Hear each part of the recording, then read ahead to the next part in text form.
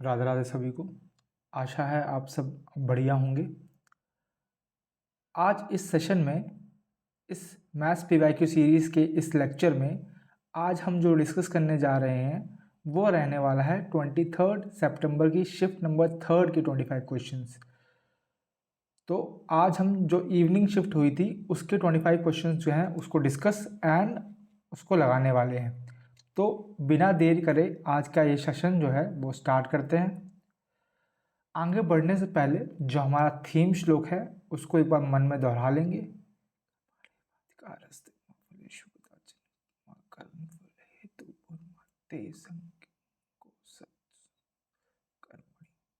और इसी श्लोक की पॉजिटिविटी के साथ आज की हम शुरुआत करेंगे अपने पहले क्वेश्चन की पहले क्वेश्चन के साथ, जो कि रहने वाला है ये। The ratio of age of A and B, ठीक है, 3 years ago, 3 साल पहले, वॉज 5:7, ठीक है। The ratio of their edges 13 years from now, 13 साल बाद वो रेशियो 9:11 हो गया, ठीक है। ए और बी की बात हो रही है, लेकिन यहाँ पर पूछा है, यहाँ पर बोला है if present age of C is 11 year less than B, B की प्रेजेंट एज से then find the present age of C in years. तो क्वेश्चन क्या बोलता है, क्वेश्चन आप ऐसे समझो, एक ए है एक बी है, ठीक है। 3 साल पहले, 3 साल पहले उनकी एज का रेशियो क्या था, 5:7 था, ठीक है। 3 साल पहले, उसके बाद उनकी कुछ प्रेजेंट एज आई होगी, प्रेजेंट एज के बाद उसने बोला 13 साल बाद, ठीक है। अब इनका रेशियो कितना हो गया, ये हो गया 9:11, ठीक है। अगर आप ध्यान से नोटिस करेंगे, एक चीज़ आपको यहाँ पे आसानी से मिल रही है, वो क्या है कि ए की एज में कितने का अंतर है, 4 का अंतर है। सेम चीज़ जो है वो 7 बी की एज में भी है, तो मतलब 4 का अंतर है, लेकिन साल में कितना अंतर है, 3 साल यहाँ 13 साल यहाँ, यानी कि टोटल 16 साल का अंतर। तो 16 ईयर की वैल्यू 4 हो गई, तो एक की वैल्यू कितनी होगी, इसकी वैल्यू 16 ईयर होगी, तो एक की वैल्यू कितनी होगी, एक की वैल्यू हो गई आपकी 4 ईयर, ठीक है। एक रेशियो की वैल्यू होगी 4 ईयर। तो ये ए की 3 साल पहले की एज कितनी है, 5 × 4 यानी कि 20, और इसकी कितनी है, 7 × 4 यानी कि 28। ये कितना है, 3 साल पहले। तो अभी प्रेजेंट एज क्या होगी, प्रेजेंट एज ए की कितनी होगी, वो होगी 23, और बी की कितनी होगी, वो होगी 28 + 3 31। आई होप इतना आपको समझ में आ गया होगा। हमसे लेकिन ए और बी नहीं, हमसे सी का पूछा है, और सी के बारे में हमें ये दे रखा है कि सी की जो प्रेजेंट एज है वो 11 साल छोटा है बी से, तो बी से वो 11 साल छोटा है। तो बी की एज कितनी है, 31, 31 से 11 साल छोटा, यानी कि उसकी प्रेजेंट एज कितनी हो जाएगी, वो 20 हो जाएगी। आई होप इतनी सी चीज़ आपको ईजिली समझ में आ गई होगी, ठीक है। वैसे ये क्वेश्चन ईजी था, क्यों, क्योंकि आपको दोनों के बीच का डिफरेंस जो है वो 4 दे दिया था, ठीक है। अगर सेम नहीं देता तो भी ये क्वेश्चन डिफिकल्ट हो जाता, लेकिन वो सेम दे दिया था, तो इसलिए ये चीज़ आपको समझनी है, ठीक है।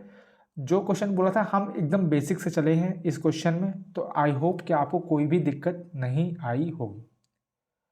चलते हैं आज के अगले क्वेश्चन पे, जो कि है ये। इसमें ऑप्शन में एक बार मार्क कर देता हूँ, ये ए है, ये बी है, ये सी है, और ये डी है।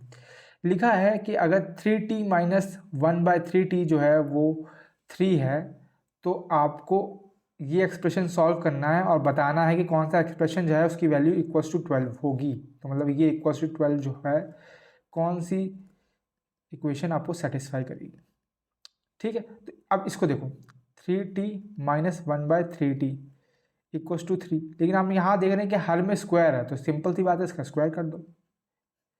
जब इसका स्क्वायर कर देंगे तो आपको मिलेगा 3t का स्क्वायर प्लस 1/3t का स्क्वायर, यानी कि अगर ब्रैकेट खोलूँगा तो 9t², मतलब यही आ जाएगा। खोल देता हूँ, यही ब्रैकेट ही खोल देता हूँ मैं, आपको दिक्कत ही खत्म हो जाएगी, है ना। ठीक है, अगर हम स्क्वायर करेंगे इनका तो ये आ जाएगा 9t² और ये आ जाएगा 9t², 1/, ठीक है, plus minus 2 × a plus two A into B, ठीक है, इक्वल्स टू 3 का स्क्वायर 9। तो यहाँ से यहाँ कट गया, ये 2 बचा, तो मतलब 9t² प्लस 1/9t², वो क्या होगा, वो होगा 9, ये -2 वहाँ जाके प्लस हो जाएगा, तो ये 11 हो जाएगा। ठीक है, आप सिंपल सी बात है, पुट कर दो, इसकी वैल्यू कितनी है, 11 है, तो 11 में से 2 जोड़ेंगे, क्या वो 12 होगा, नहीं होगा। 11 में से 2 घटाएंगे, क्या वो 12 होगा, नहीं होगा। 11 में से 1 जोड़ेंगे, क्या वो 12 होगा, बिल्कुल होगा। तो यही आपका आंसर हो जाएगा। ठीक है, ये तो 11 ही है, तो ये तो इक्वल होगा ही नहीं। तो इस तरह से आपको ये सॉल्व करना था। ठीक है, कभी कभी क्या है, हम लोग मतलब इतने फास्ट में होते हैं, मैं अपना पर्सनल एक्सपीरियंस बता रहा हूँ कि ये इक्वेशन हम देख के ही कि भाई इक्वेशन है, हमको सॉल्व करना पड़ेगा, हम ये इसको क्वेश्चन को नेक्स्ट राउंड के लिए छोड़ देते हैं। और कभी कभी वो राउंड कभी आता ही नहीं है, क्योंकि टाइम बचता नहीं है। इसलिए क्या है, आप एक बार पढ़ो और एक बार कोशिश करो, एटलीस्ट 10 से 20 या 30 सेकेंड्स आप दो। आगे देखते हैं, find the area of rectangle. Area of rectangle बोला है, अगर लेंथ इतनी है और ब्रेथ इतनी है, तो आपको पता है एरिया क्या होता है, लेंथ इंटू ब्रेथ होता है, यानी कि 52 × 9। तो क्या आपको 9 से मल्टीप्लाई करना है, नहीं, ज़रूरत नहीं है। आपको पता है 9 को अगर 2 से मल्टीप्लाई करेंगे लास्ट में क्या आएगा, 8 आएगा। 8 देखो, एक ही ऑप्शन में 8 है, दिख रहा है, तो यही आपका आंसर हो जाएगा। विथआउट पेन, मतलब कि कॉपी में लिखे हुए आप माइंडली भी सॉल्व कर सकते हैं, तो यहीं से। ठीक है, क्योंकि ऑप्शन लास्ट देखो, लास्ट डिजिट सब में अलग अलग है, तो जाहिर सी बात है कोई एक ही चीज़ सही होगी। चलते हैं आगे। एक टेबल हमें दे रखा है, the number of students admitted in a university for higher education from 2010 से 2013 तक, ये हमें डेटा दे रखा है। हमसे पूछा क्या है कि what is the average number of student admitted in the university from 2010 से 13, मतलब इस पूरे का एवरेज निकालना है। तो पहले पूरे का सम कर लो, जोड़ लो, तो कितना आएगा, ये 0 4 इतना, और कितनी है, 4 संख्या है, कर लो डिवाइड, कितना आ गया, 510, 510, यानी ऑप्शन नंबर सी आपका करेक्ट आंसर हो जाएगा। तो आप देख सकते हैं कि जो टैबुलर डेटा होता है वो रिलेटिवली बाकी क्वेश्चन से इजी आता है। ठीक है, तो बस आपको क्वेश्चन पढ़ना है कि एक्चुअल में पूछा क्या है। आगे चलते हैं, फिर से हमें ग्राफ दे रखा है, इसमें हमें बता रखा है the monthly production of electric bulb by a company during the second half of the year of 2021 is shown। ठीक है, हमसे पूछा क्या है, हमसे पूछा है what is the percentage decrement in the production of electric bulb in October as compare to production in July. जुलाई और अक्टूबर को कंपेयर करना है और बताना है कि कितना घटा है। तो जुलाई में 550 थे और इसमें 375 थे, कितना कम हुआ है, तो माइनस कर लो, आपको दिखेगा कि 175 कम हुआ है।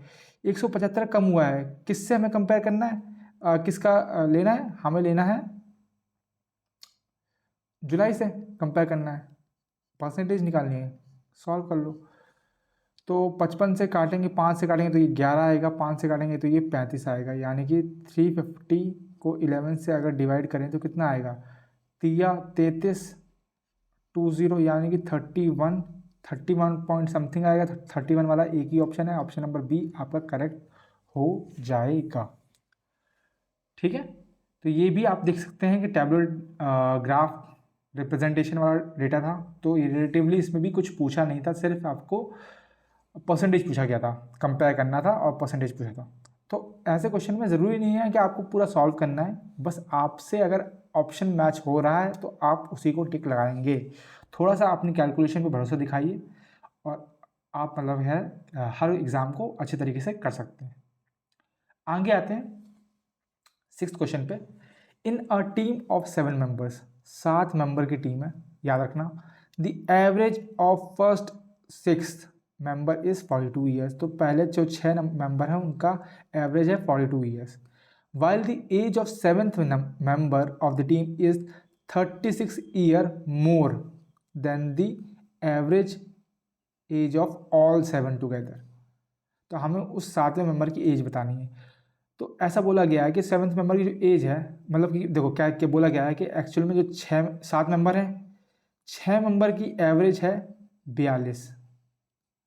जो 7वां मेंबर है उसकी एज क्या है, उसकी एज है एवरेज जो आएगा 7 मेंबर का उससे 36 ज़्यादा। तो मान लेते हैं कि एवरेज ऑफ 7 मेंबर्स क्या है, x है, तो उससे 36 ज़्यादा यानी x + 36।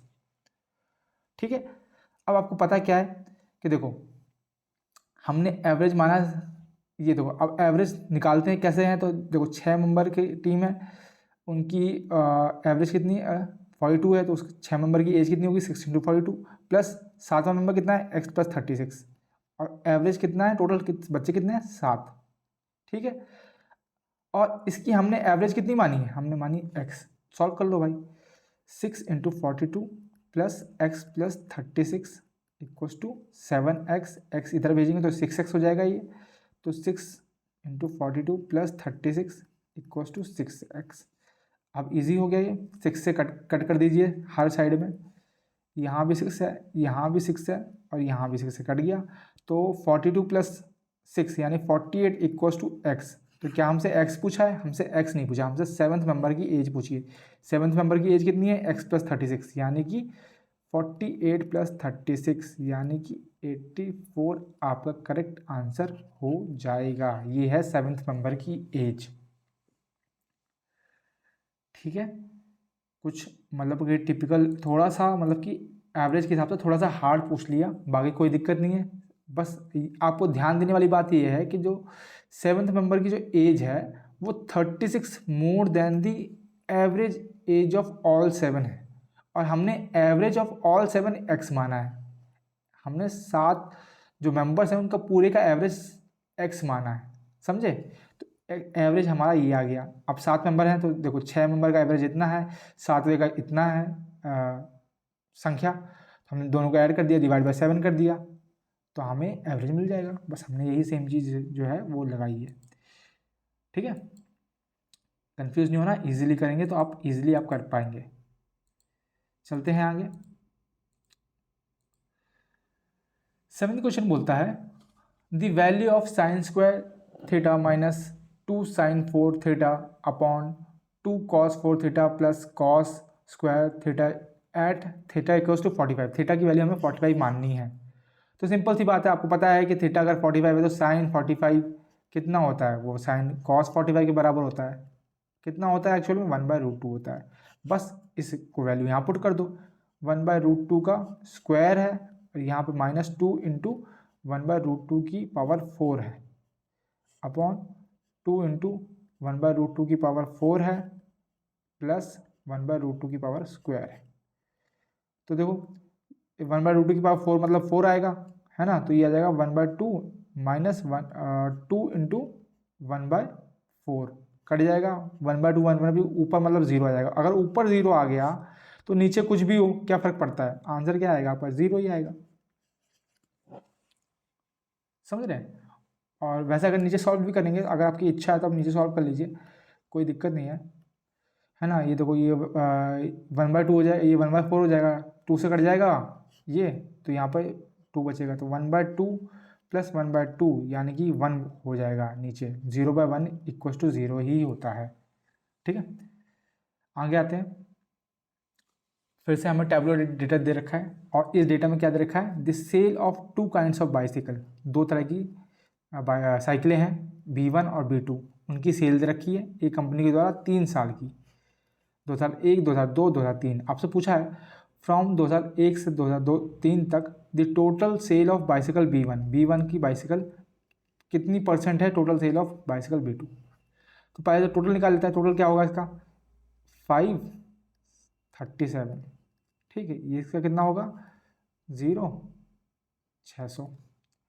तो अब देखो कितनी आपसे पूछा है कि कितना % है B1 कितना है 375 और B2 से कितना है 600 % पूछा है। कट कर लो, 6 से डिवाइड कर लो, 6 6 36 और 6 दूनी 62 पॉइंट समथिंग आएगा। 62 पॉइंट समथिंग कौन सा ऑप्शन है, ऑप्शन नंबर सी एक ही ऑप्शन है आपके पास।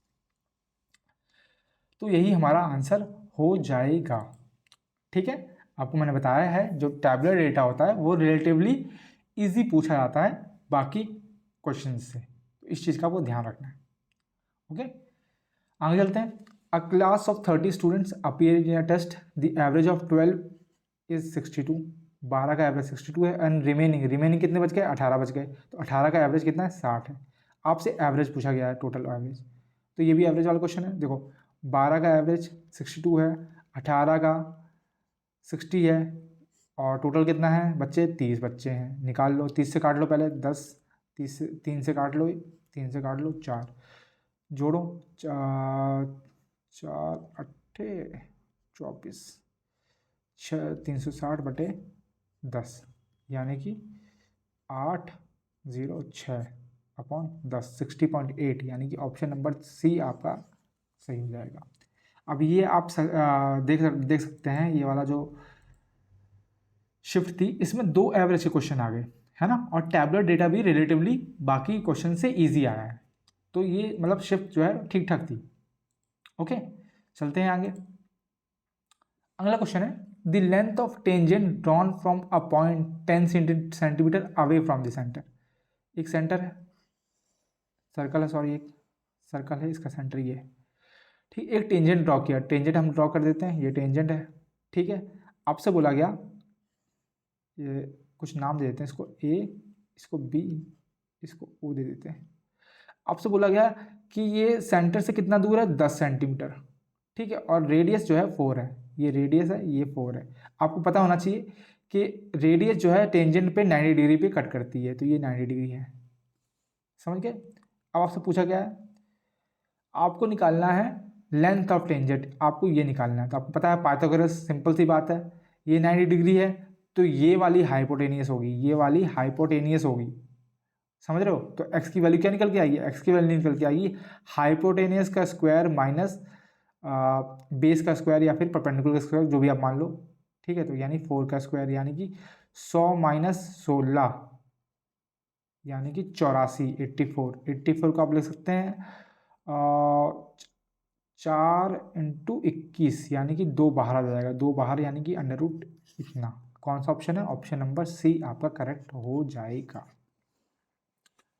ठीक है। सिंपल था, बस ध्यान ये देना था कि हाइपोटेनस कौन सी है और साइड कौन सी होगी, बेस कौन सा होगा, परपेंडिकुलर कौन सा होगा, ठीक है। बस ये चीज़ ध्यान देनी थी और आप क्वेश्चन को इजीली कर सकते थे, ठीक है। आगे आते हैं। If an employee's income is 72,000, 72,000 जो है एक एम्प्लॉय की तनख्वाह है, और the amount he spend is 40% higher than the saving. तो अगर मतलब वो कह रहा है कि वो जितनी सेविंग है उसकी, उससे 40 गुना जो है वो ज़्यादा अपने खर्चे हैं उसके। तो आप ऐसे समझो, एक्सपेंडिचर और सेविंग, अगर सेविंग उसकी 100 है तो 40% ज़्यादा खर्चे हैं, मतलब एक्सपेंडिचर उसका 140 है।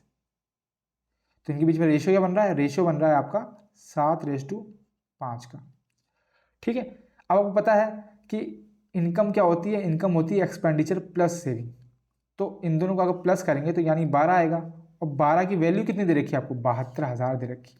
तो 12 की वैल्यू आपको 72,000 यानी कि इतनी दे रखी है, ठीक है।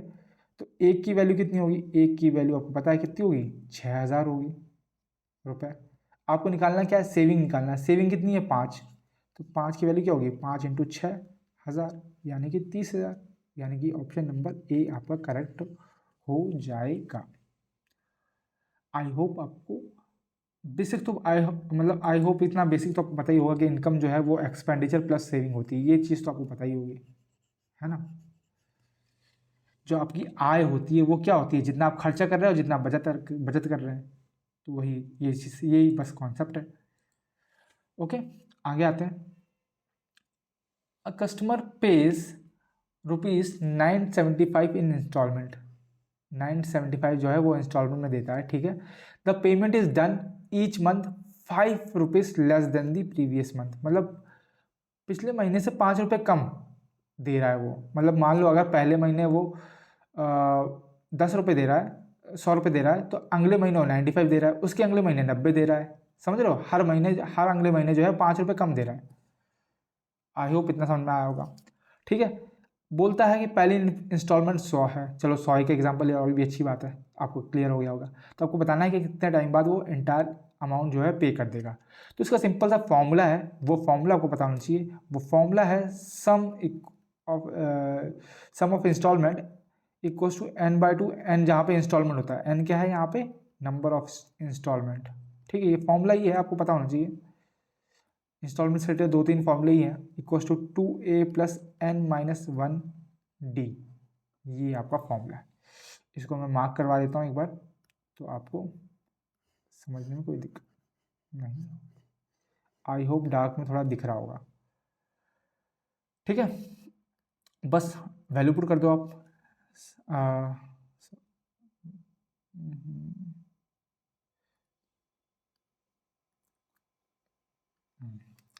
ये कितना सम कितना है, कितना है इंस्टॉलमेंट, 975।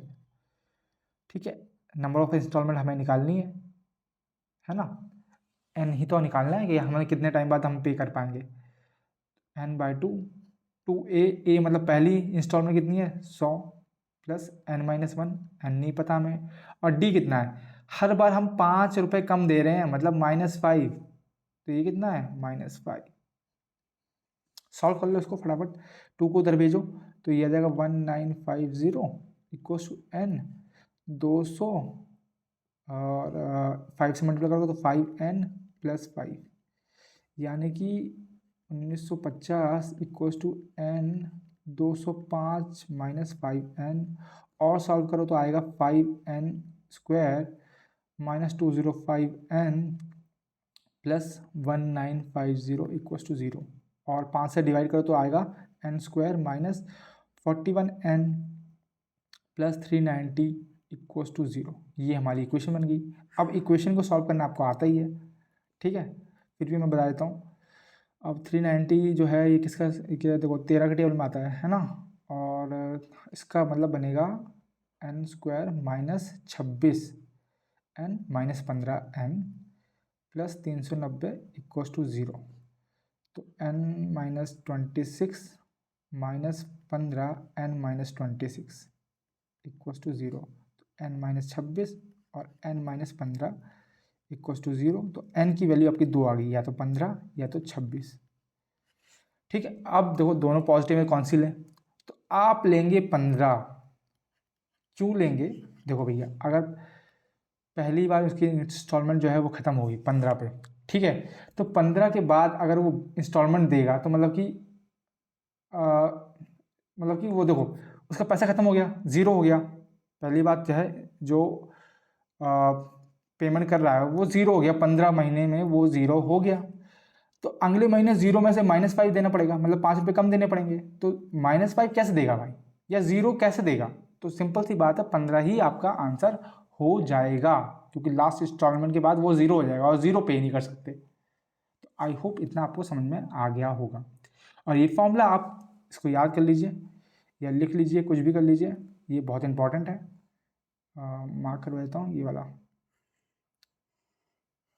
ठीक है, इंस्टॉलमेंट से रिलेटेड 2 ही फॉर्मूले हैं, एक इंस्टॉलमेंट वाला फॉर्मूला है, एक ये वाला फॉर्मूला है। तो इन दोनों को आप बेहतर तरीके से याद कर लीजिएगा। आगे आते हैं अगले क्वेश्चन पे। अगला क्वेश्चन बोलता है find the gain percentage given that Anubha sold her scooter for 31,524 gaining 1/6 on selling price. 1/6 on selling price, 1/6 on selling price, ये ध्यान वाली बात है। आपसे गेन परसेंटेज पूछता है, और गेन हमेशा किस पे निकलता है, सीपी पे, लेकिन हमें एसपी दे रखा है। अब बोला है कि 1/6 गेन हो रहा है उसको सेलिंग प्राइस पे, तो सेलिंग प्राइस मान लो 6 है, तो 1/6 गेन हुआ यानी कि 1/6 ऑफ 6 यानी कि 1, तो एक गेन हुआ होगा, तो सीपी कितना रहा होगा, सीपी 5 रहा होगा, तभी तो एक गेन होगा, समझ रहे हो। अब गेन परसेंटेज सीपी पे निकलता है, तो एक गेन हुआ, सीपी कितना है 5%, निकाल लो कितना आएगा 20% आपका आंसर हो जाएगा। तो इसमें ये डेटा जो देते हैं वो फॉल्स डेटा देते हैं, गुमराह करने के लिए आपको देते हैं। तो ये चीज़ में आपको गुमराह नहीं होना है, सतर्क रहिए भाई, ठीक है। चलते हैं आगे 14th क्वेश्चन पे। In a circle a chord of length 14 centimetre is at a distance of 24 centimetre from this centre, then length of radius क्या है। तो मान लो ये सर्कल है, मान लिया आपने, एक कॉर्ड है आपकी ये वाली, एक सेंटर है, ये सेंटर से जो डिस्टेंस है कॉर्ड के ऊपर ये 24 है, और ये पूरी कॉर्ड की वैल्यू जो है यहाँ से यहाँ तक की वैल्यू ये कितनी है, 14 है। ठीक, आपको पता क्या है, आपको पता है कि जब कॉर्ड के ऊपर रेडियस गिरती है तो ये इक्वल पार्ट में डिवाइड कर देती है। 14 है तो ये भी 7 होगा, ये भी 7 होगा। आपको रेडियस निकालनी है और आपको पता है ये 90 डिग्री पे गिरता है, तो जाहिर सी बात है ये रेडियस क्या है, ये हाइपोटेनियस है। तो हाइपोटेनियस क्या होती है, 24 का स्क्वायर प्लस 7 का स्क्वायर। अब आप सिंपल सी बात आपको पता होगा, 7, 24 और 25 जो है ट्रिपलेट होती है, सिंपल सी बात है 25 आपका आंसर हो जाएगा। आई होप इतनी सी बात पता होगी, सिंपल सी बात है। जहाँ राइट एंगल ट्रायंगल बनता है वहाँ पे हमें ट्रिपलेट ही चेक करनी होती है। ठीक है, और ये हमारी हाइपोटेनियस है, ये हमें समझ में आ रहा है, ये क्या है, हमारी हाइपोटेनियस है। जब हाइपो है तो सिंपल सी बात है, जो वो बनेगा वो सबसे बड़ा वाला बनेगा, तो 25 आपका आंसर हो जाएगा। ठीक है, आते हैं आगे। 15th क्वेश्चन में हमें फिर से एक टेबुलर डेटा दे दिया। हमसे बोला गया the following table represent the total number of student in different classes. ठीक है, and the respective number of students who are vegetarian. Vegetarian के बारे में हमें डेटा दे रखा है और हमसे पूछा क्या है, हमसे पूछा है कि what is the percentage of non vegetarian students of class 12 के बच्चे की बात कर रहे हैं। 12 बच्चे हैं, टोटल बच्चे कितने हैं, 12 में 12 हैं, 150 हैं, सॉरी 150 बच्चे हैं, उसमें से वेजिटेरियन 105 है, तो जो बच गए वो कितने होंगे, 45, वो होंगे आपके नॉन वेज। ठीक है, और उसका आपको परसेंटेज पूछा है, तो 45 का परसेंटेज निकालना है। टोटल बच्चे कितने हैं, 150 हैं 100 में। ठीक है, 50 दूनी 50 तीनी और 15 15 दूनी 30%, यानी कि 30% आपका आंसर हो जाएगा। ठीक है, मैंने आपको बताया टैबुलर डेटा जो है वो इजी होता है, बस समझ क्वेश्चन पढ़ो और आप तुरंत कर दो। ठीक है, आगे आते हैं। If 3x plus 2y equals to 10 और 2xy इक्वल्स टू 7, तो हमें इसकी वैल्यू निकालनी है। अब जो 2xy दे रखा है इसका मतलब क्या है कि हमें इसका स्क्वायर निकालना पड़ेगा, तभी तो a प्लस बी का होल स्क्वायर वाला फॉर्मूला लगता है। तो a square plus B square यानी कि a स्क्वायर यानी कि 9x square plus B square यानी कि 4y स्क्वायर और प्लस 2ab है ना, 2ab यानी कि 2 into 3x into 2y equals to 10 का स्क्वायर यानी कि 100। अब देखो हमें 2xy की वैल्यू दे रखी है, तो 2xy अलग कर लो, तो बचा क्या है, ये बचा 6 इंटू 2xy। 2xy के लिए हमें 7 दे रखी है, तो 6 इंटू 7 यानी कि 42, ये वाली टर्म की वैल्यू 42 होगी। ठीक है, हमें ये बचा के रखना है, क्यों बचा के रखना है मैं बताता हूँ आपको। 4y स्क्वायर क्या हो जाएगा, 100 माइनस 42 यानी कि 58 हो जाएगा। ठीक है, अब सेम चीज़ हम यहाँ करेंगे। 3x माइनस 2y की वैल्यू निकालनी है। हमें पता है इसका स्क्वायर क्या होता है, ये होता है 9x square plus 4y square minus 2 into 3x into 2y। ठीक है, अगर हमें सिर्फ इसकी वैल्यू निकालनी है तो हमें इस पूरे का अंडर रूट करना पड़ेगा, सिंपल सी बात है।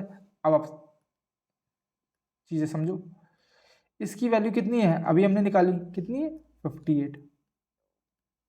ठीक है, माइनस इसकी वैल्यू भी हमने निकाल चुकी है, ये निकाली है ना, ये निकाली है, कितनी थी 42, माइनस 42 निकाल दो, कितना करेंगे, कितना आएगा 16। 16 का क्या होता है, 4 आंसर होता है, तो 4 आपकी वैल्यू हो जाएगी। ठीक है, समझ में आया हमने क्यों लिया, क्योंकि सिंपल सा था, हमें दिख ही रहा था कि भाई उसमें a प्लस बी का होल स्क्वायर वाला फॉर्मूला लगेगा, तो हमें साफ साफ दिख रहा था, इसलिए हमने लिया। आगे आते हैं। If each side of equilateral triangle is इतना, हर साइड की जो वैल्यू है वो इतनी दे रखी है, हमें एल्टीट्यूड निकालना है। अब समझो, इक्वेलेटरल ट्राइंगल का एल्टीट्यूड मतलब कि ट्राइंगल का एल्टीट्यूड कब निकलता है, जब हम एरिया कैलकुलेट करते हैं। तो एरिया क्या होता है, एरिया नॉर्मल ट्राइंगल का होता है half into base into height, और वहीं इक्वेलेटरल ट्राइंगल का एरिया निकालते कैसे हैं, वो भी होता है √3/4 a स्क्वायर। ठीक है, तो हम ये दो तरीके से एरिया निकाल सकते हैं, सिंपल सी बात है, पुट कर दो। बेस आपका क्या होगा, बेस आपकी यही हाइट होगी, एक इक्वेलेटरल ट्राइंगल में हर साइड सेम है, तो अगर आप परपेंडिकुलर करोगे भी तो बेस वही होगा ना, साइड ही तो होगी बेस, तो कितनी है 37√3, हमें हाइट निकालनी है।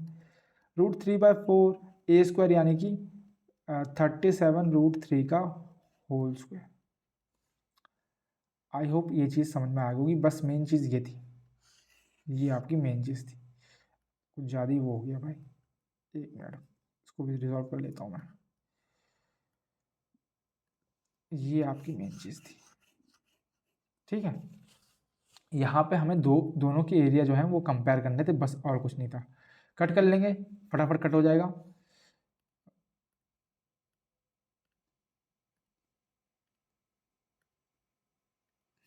ठीक है, इससे एक स्क्वायर कट गया, ठीक है, इससे ये 2 कट गया।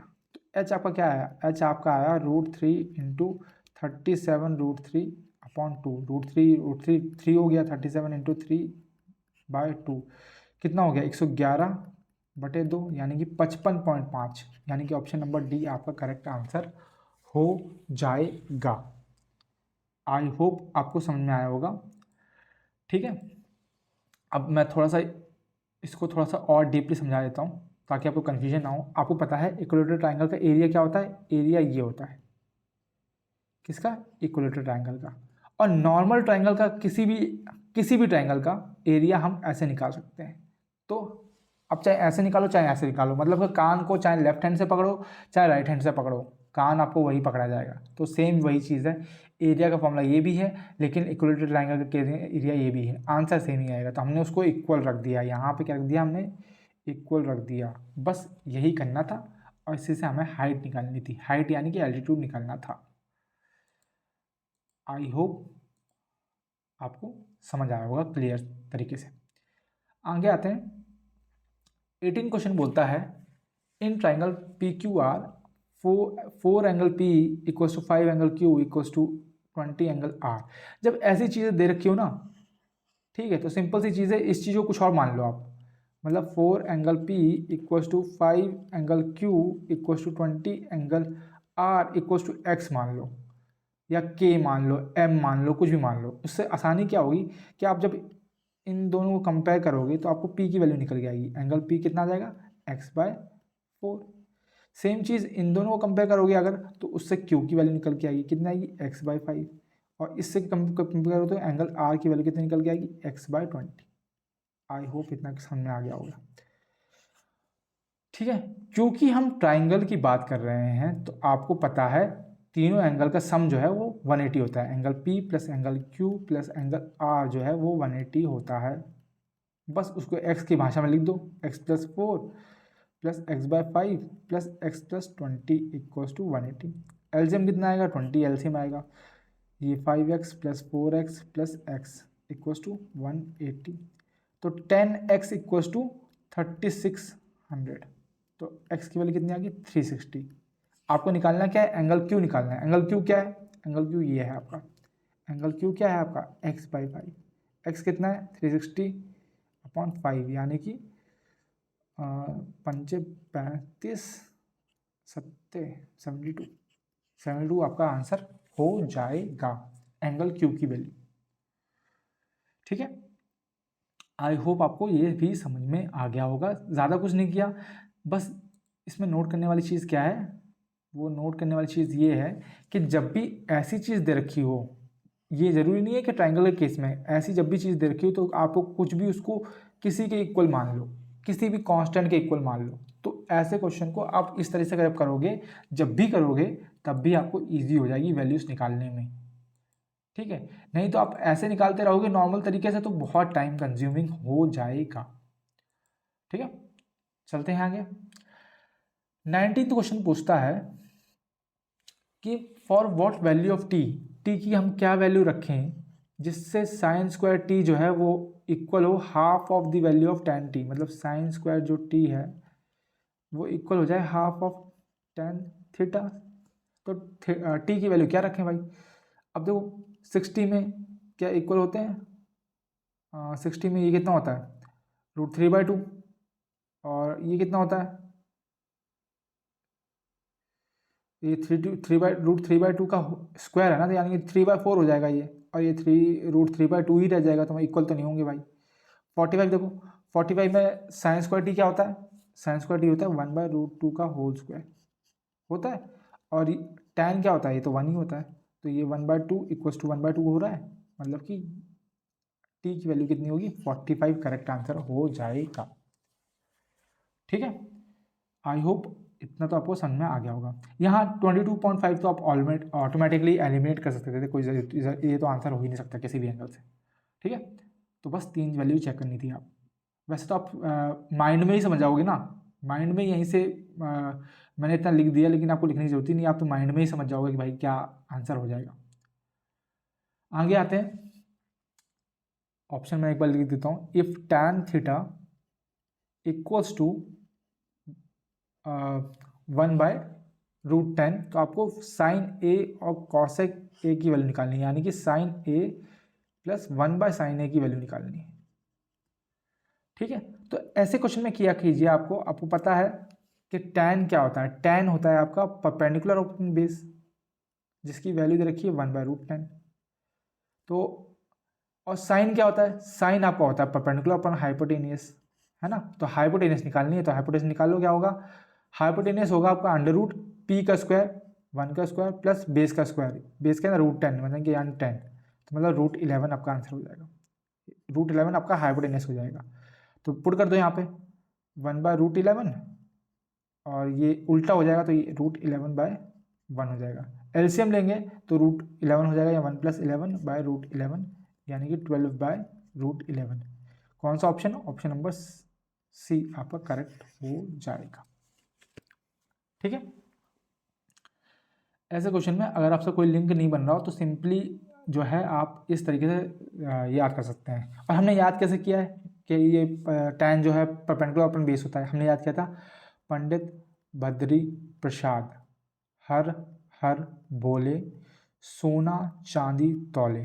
तो साइन की वैल्यू होती है परपेंडिकुलर अपॉन हाइपोटेनियस, कॉस की होती है बेस अपॉन हाइपोटेनियस, tan की होती है परपेंडिकुलर अपॉन बेस। इस तरह से हमने याद किया था, ये मतलब कि 10th 11th में हम लोग सीखते हैं ये वाली ट्रिक, यूनिवर्सल है अब तो। ठीक है, तो इजी रहेगा। चलते हैं आगे। आगे देखो सिंप्लीफाई का क्वेश्चन है, लेकिन सिंप्लीफाई का क्वेश्चन इतना इजी नहीं है भाई, है ना, पॉइंट में दे रखा है, तो पॉइंट है उसको हटा दो पहले, ये 7/100 हो जाएगा इंटू 28/100 हो जाएगा। जब डिवाइड को हम इंटू में चेंज करेंगे तो नीचे वाली संख्या ऊपर आ जाएगी, मतलब कि 4 जो नीचे था वो ऊपर था वो नीचे आ जाएगा, और 100 जो है ऊपर आ जाएगा, प्लस 64/100 माइनस 164/100, डिवाइड है इंटू में चेंज करेंगे तो 4 नीचे आ जाएगा और 100 ऊपर चला जाएगा। बस सिंपल सी चीज़ है, कट कर लो, 100 से ये 100 कट गया, 4 से ये 7 कट गया, 4 से ये कटेगा तो कितना आएगा 41 आएगा, और 100 से ये 100 कट जाएगा। ठीक है, तो आपका क्या बचा, आपका बचा 49/100 प्लस 64/100 माइनस 41, नीचे कुछ नहीं, अरे फालतू में काट दिया, एलसीएम लेने के लिए आसानी हो जाती। तो ये हो जाएगा 49 प्लस 64 माइनस 4100, एलसीएम लेंगे तो वही सेम चीज़ होगी ना, मैंने यहाँ पे ऊपर फालतू में काट दिया, कोई बात नहीं। अब क्या हमें इसे सॉल्व करना है, वही सेम चीज़, देखो 9 + 4 कितना होता है 13, यानी कि आखिरी में 3 आएगा, और यहाँ पे आखिरी में 0 है, तो 0 में से अगर 3 माइनस करेंगे तो क्या आएगा 7 आएगा। तो 7 कहाँ पे है, एक ही ऑप्शन में दिख रहा है आपको, तो यही आपका आंसर हो जाएगा। माइनस क्यों, क्योंकि ये बड़ा है, समझ लो, तो ये बड़ा है इसलिए माइनस। वैसे एक ही ऑप्शन था, माइनस प्लस देखने की जरूरत ही नहीं थी, एक ही ऑप्शन था, तो वही हमारा आंसर हो जाएगा। आगे आते हैं, 2 पाइप्स ए एंड बी, ये थोड़ा सा अच्छा क्वेश्चन है, देखने में लग तो रहा है, देखते हैं। 2 pipes A and B can fill a tank in 20 and 30 hours, मतलब ए जो है 20 घंटे में भरता है एक टंकी को, और बी जो है वो 30 घंटे में भरता है। ठीक है, both pipe are open to fill the tank, दोनों पाइपों को खोल दिया, टंकी भर रही है, but when the tank is 1/3 full, जब टंकी जो है 1/3 भर गई तो एक लीकेज स्टार्ट हो गया। A leakage develop through which 1/4 of the water supplied by both pipe goes out, मतलब कि जो दोनों पाइप जितना भर रहे थे उसका 1/4 हिस्सा निकल रहा था। तो आपको बताना कितना टाइम लगेगा। अब समझो, ए है और बी है, ए भरता है 20 की स्पीड से, 30 भर ये तो टोटल कितना है, टोटल 60 मान लो। एफिशिएंसी 3 और 2 हो जाएगी, टोटल एफिशिएंसी 5 हो जाएगी। ठीक है, अब 1/3 भरने पे कांड स्टार्ट होता है, तो 1/3 भरने पे यानी कि 1/3 ऑफ 60 यानी कि 20। जब टंकी जो है 20 लेवल पे पहुंच गई उसके बाद चीज़ें खतरनाक हुई। अब देखो 5 की एफिशिएंसी से 20 तक पहुंचने में कितने घंटे लगेंगे, 4 घंटे लगेंगे। ये पहली चीज़, 4 घंटे हमने लगा दिए। उसके बाद बोलता है जब 20 भर गया, तो 20 भर गया, कितना बचा, 40 बचा। जब 40 बचा जब 40 बचा तो एक लीकेज स्टार्ट हुआ। वो लीकेज क्या करता था, एक जितना भरते थे उसका 1/4 हिस्सा निकालता था। तो लीकेज क्या करता था, कितना भर रहे हैं हम, 5 भर रहे हैं, उसका 1/4 निकाल रहा है, यानी कि 5/4 वो निकाल रहा है। समझे? तो अब टोटल क्या है, देखो 2 पाइप भर रहे हैं, 1 पाइप निकाल रहा है, तो टोटल पानी इतना भरा जा रहा है। समझ रहे हो? तो 5 ये भर रहे हैं और 5/4 ये निकाल रहा है, यानी कि 15/4 की स्पीड से हम भर रहे हैं। 15/4 की स्पीड से हम भर रहे हैं और करना कितना है, 40 भरना है। 40 भरना है 15/4 की स्पीड से, यानी कि 40 × 4/15, यानी कि 5 तिया 5 अट्ठे, यानी कि 32/3 घंटे लगेंगे।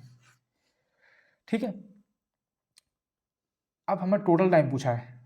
क्या पूछा है हमसे टोटल टाइम पूछा है, टोटल टाइम। तो देखो पहले 4 घंटे लगे, उसके बाद लीकेज के बाद इतने घंटे लगे, तो टोटल टाइम कितना हो गया, टोटल टाइम हो गया आपका 4 + 32/3, यानी कि 12 एलसीएम, और 12 में कितना आएगा, 44/3, यानी कि 12 तिया 14, 14 तिया 42, 14√2/3, 14√2/3। ठीक है, तो ये आपका आंसर हो जाएगा। इतना टाइम लगा पूरा टंकी को भरने में। समझ रहे हो? आई होप आपको मैंने हर एक स्टेप जो है वो क्लियर भाषा में समझाया है, तो इसलिए मेरा ये वे जो समझाने का तरीका है उसमें मत जाइएगा, जो मैंने लिखा है वो मत देखिएगा। बाकी आपको अगर आप हर चीज़ टाइम टू टाइम देख रहे होंगे तो आपको समझ में आ रहा होगा कि किस तरह से हमने किया। आगे आते हैं। अ boat covers 55 kilometre down stream in 5 hours. 55 kilometre जो है वो 5 घंटे में ट्रैवल करती है, कवर करती है डाउन स्ट्रीम। तो डाउन स्ट्रीम स्पीड कितनी होगी, स्पीड कितनी होगी, टोटल डिस्टेंस अपॉन टाइम, यानी कि 11 घंटे km/h। ठीक, while it takes 11 hours to cover the same distance upstream. तो अपस्ट्रीम स्पीड कितनी हो जाएगी, डिस्टेंस सेम है, बस समय कितना ले रही है, 11, तो यानी कि 5 km/h।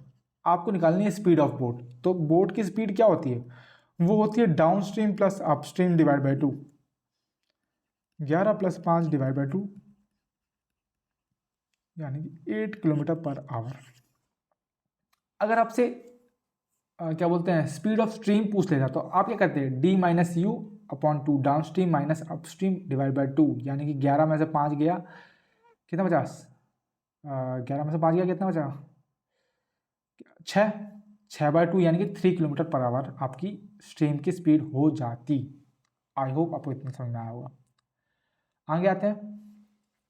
The single discount equivalent to a series discount 60, 70 और 80 कितना होगा। तो इक्विवेलेंट डिस्काउंट निकालना है, आपको पता है इक्विवेलेंट डिस्काउंट अगर 2 का निकालना हो तो क्या होता है, फॉर्मूला क्या है, x+y माइनस XY/100। ये इक्विवेलेंट डिस्काउंट निकालने का फॉर्मूला है। तो सिंपल सी बात है, पहले हम 2 को लेंगे, है ना, यहाँ पे लिख लेता हूँ मैं, यहाँ पे 60, 70 और 80 3 डिस्काउंट है, पहले इन दोनों को ले लेते हैं। तो 60 + 70 माइनस 60 × 70/100, यानी कि 130 माइनस 42, यानी कि 88। ठीक है, अब एक ये बचा और एक ये बचा, इन दोनों को ले लेते हैं। तो 88 + 80 माइनस 88 × 80/100, 1 0 से 1 0 कट गया, यानी कि ये बचा 168 माइनस 70.4। अब जाहिर सी बात है, 0 में से 4 को घटाएंगे तो आखिरी में 6 आना चाहिए। तो 6 कहाँ पे है? 6 हमारा यहीं पे है। यही हमारा आंसर हो जाएगा। वैसे अगर माइनस भी कर लेंगे तो कोई दिक्कत नहीं होगी। 79 पॉइंट यहाँ पे, ठीक है। तो वैसे भी कोई दिक्कत नहीं है और वैसे भी कोई दिक्कत नहीं है। आई होप आपको समझ में आ गया। और ये इक्विवेलेंट डिस्काउंट निकालने का फॉर्मूला है, ये चीज़ भी आप नोट कर लेंगे, ठीक है। आते हैं आज के लास्ट क्वेश्चन पे, जो कि है ये, the number 429714 is divisible by. तो 4 ये किससे डिविजिबल होगा? तो देखो, अब आप इस क्वेश्चन को देख के समझ होंगे। देखो यहाँ पे 5 लिखा हुआ है। 5 कब डिविजिबल होता है? जब आखिरी वाला डिजिट जो है वो या तो 5 हो या तो 0 हो। ऐसा तो है नहीं। तो सिंपल सी बात है, ये दोनों ऑप्शन तो ऑलरेडी आप एलिमिनेट कर सकते थे, ठीक है। ये दोनों ऑप्शन एलिमिनेट हो गए। उसके बाद आप देखो, इसमें भी 6 है, इसमें भी 6 है, तो 6 तो आपका आंसर होगा ही होगा, है ना। तो हमें 6 भी चेक करने की जरूरत नहीं, हमें चेक करना है 4 और 3 को। तो एक बार 3 देख लेते हैं। तो आपसे बोलता है 429714, ठीक है। सम इनका क्या होना चाहिए? 3 से डिविजिबल। कितना? 4 2 6 9 15 22 27। क्या 27 3 से डिविजिबल होता है? बिल्कुल होता है। तो 3 आपका आंसर होना चाहिए, मतलब ये वाला आंसर तो होना चाहिए। फिर भी एक बार आपसे 4 को भी चेक कर लेते हैं, ठीक है। 4 वाला क्या बोलता है? 4 वाला बोलता है कि लास्ट के 2 डिजिट जो है वो 4 से डिवाइडेड होनी चाहिए। तो लास्ट के 2 डिजिट कितने हैं? 14। क्या 14 4 से डिवाइडेड होता है? नहीं होता। तो ये हमारा ऑप्शन जो है, हमारा आंसर क्या हो जाएगा? हमारा आंसर हो जाएगा option number D. I hope आपको समझ में आया होगा। सिंपल था, एलिमिनेशन के थ्रू हम कर सकते थे, ठीक है। और आप देख रहे होंगे कि हर शिफ्ट में डिविजिबिलिटी टेस्ट आपका जरूर चेक कर रहे हैं। तो ये चीज़ आपको ध्यान देना है कि अगर आपको 2 नंबर चाहिए या कभी कभी 2 क्वेश्चन हो जाता है, 4 नंबर चाहिए, तो डिविजिबिलिटी टेस्ट भाई रट के रखो, आप याद करके रखो, ठीक है। तो यहीं पे हमारा जो है आज का सेशन जो है वो समाप्त होता है। आशा है आपको बहुत ही मज़ा आया होगा, क्योंकि मुझे भी आ रहा है पढ़ाते हुए, ठीक है। और आपने बहुत कुछ सीखा होगा, ठीक है। अगर कोई क्वेश्चन जो है आपको लगता है कि आप मुझसे बेहतर वे में समझा सकते हैं, तो वो मेंशन करना कमेंट्स में ना भूलें क्वेश्चन के साथ वो तरीका। तो हम कोशिश करेंगे कि अगली बार जो है उस तरीके को मतलब कि सबको समझाएं उस तरीके से, ताकि सब लोगों को मतलब कि ईजी हो, समझने में आसानी हो, ठीक है। तो बस थैंक यू सो मच। मिलते हैं अगले वीडियो में, तब तक के लिए राधे राधे सभी को।